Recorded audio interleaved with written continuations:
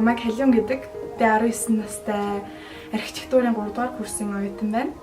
Би зурах, урлах талдаа айгүй дуртай, авьяастай хүүхэд байсан болохоор одоо архитектурын мэргэжлийг сонгоод суралцж байна. Би чадварлаг мейкап артист болохыг мөрөөддөг.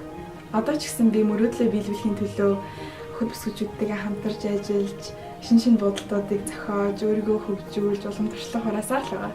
Ер нь царай муутай, муухай эмэгтэй хүн гэж юусоо байдаггүй. Ямар ч эмэгтэйг арчилж тордвол үзэсгэлэнтэй, аз жаргалтай болж болдог. Би мейкап артист болсноор олон эмэгтэйг аз жаргалтай, өөртөө итгэлтэй, өөрсдийнх нь дахин давтагдчихгүй гоо үзэсгэлэн мэдрүүлэхийг хүсдэг. Хүүг дунд ангид байхад багш нь том болоод юу хийх, мөрөөдлийнхээ тухай зохион бичлэг бичих гэрийн даалгавар өгч. Хүү шүнжэнгөө суун адууны аж ахуйтай болох тухай 7 хуудас дүүрэн бичээд багштай өгтөл. Багш нь түүнийг нь уншаад томоос том тэг тавив. Хүү багшаасаа яагаад тэг авсан тухайгаа асуухад багш нь чиний насанд ийм мөрөөдөл тохирохгүй.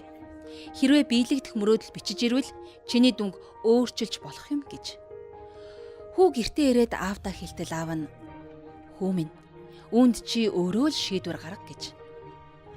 Хүү хэдэн өдөр бодсны эцэст зохион бичлэгтээ ямар ч өөрчлөлт оруулгүйгээр багштай өнгөө "Та надад өгсөн дүнгээ битгий өөрчлөөрэй. Би ч гэсэн хүсэл мөрөөдлөө өөрчлөхгүй" гэжээ. Намайг мейкап артист болно гэхээр бусд хүмүүс "Наа чинь ажил мэргэжил биш. Чи наадхаараа хоол олж идэж чадахгүй штэ" гэж тэгдэг. Гэтэ миний бодлоор хүн яг мөрөөдлийнхөө төлөө тууштай зүтгэж чадвал заавал амжилтанд хүрч чадна гэдэгт би итгэдэг. Хүн ер нь дуртай юм ал хийхээр аз жаргалтай, бас сэтгэл хангалуун амьдарч чаддаг үстэй. Би өөрийн хүсэл мөрөөдлөө дагаж дуртай зүйлээ хийх эрх чөлөөгөө хамгаалмаар байна.